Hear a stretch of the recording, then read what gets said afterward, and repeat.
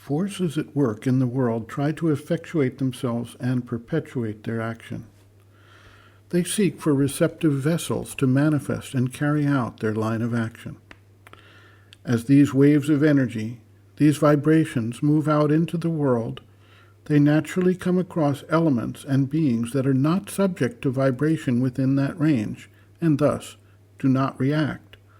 They also come across those that are able to vibrate to the force that is moving, and this sets up a sympathetic vibratory pattern, or if passed along, a repeater or signal booster that enhances the impact of that vibration as it continues to move. If we look within ourselves, we can see what occurs. Someone comes and starts shouting in anger about something we may or may not have done that they are upset about. Or someone has their feelings hurt and a conversation gets out of hand. Soon there is a shouting match, or even blows can be exchanged. We have responded to the vibration of anger with a sympathetic vibration of anger.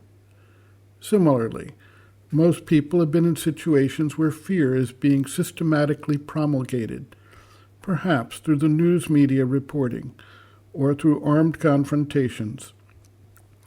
In the early 1970s, there were protests against the Vietnam War that took place in Washington, D.C.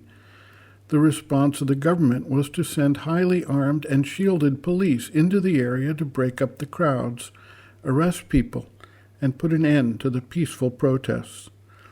The same thing took place in the late 1960s in other parts of the country.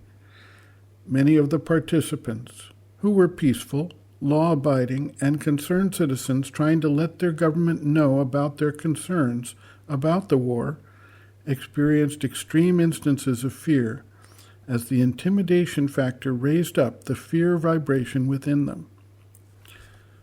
Various vital beings provoke responses in order to feed off of the energy released. Pandemic diseases tend to send out a wave of fear across broad swaths of the population. Similarly, an accident in a venue such as a stadium or club tends to spark a panic rush for the exits, and many people are injured in the ensuing crush. It is a quite common experience that is illustrated by these extreme examples, but which occurs daily in most lives. We can observe ourselves vibrating along with the energy that is coming at us, seen or unseen. We are, however, not meant to be puppets, playthings, or victims to every force that moves in the world. We have certain capacities we can cultivate to reduce or even eliminate the corresponding sympathetic vibration within ourselves. This is the cultivation of equanimity, which the Mother speaks about, the development of calm, peace, and equality, which Sri Aurobindo often references. As long as we are capable of receiving the vibration and allow ourselves to be captured by that vibration, we can recognize that we harbor that energy within ourselves. Otherwise, we would be unshakable and the vibration would simply pass us by. It is not by our human strength that we can overcome all these powerful forces. We need to be able to shift our focus and energy to a higher force that will vibrate within us at a level that neutralizes, rejects, and in some cases even transforms the vibration as it reaches us. A disciple asks, how is one to meet adverse forces, forces that are invisible and yet quite living and tangible? The Mother writes, quote, a great deal depends on the stage of development of your consciousness. At the beginning, if you have no special occult knowledge and power, the best you can do is to keep as quiet and peaceful as possible. If the attack takes the form of adverse suggestions, try quietly to push them away as you would some material object. The quieter you are, the stronger you become.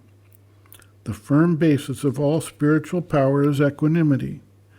You must not allow anything to disturb your poise. You can then resist every kind of attack. If, besides, you possess sufficient discernment and can see and catch the evil suggestions as they come to you, it becomes all the more easy for you to push them away. But sometimes they come unnoticed, and then it is more difficult to fight them. When that happens, you must sit quiet and call down peace and a deep inner quietness. Hold yourself firm and call with confidence and faith. If your aspiration is pure and steady, you are sure to receive help.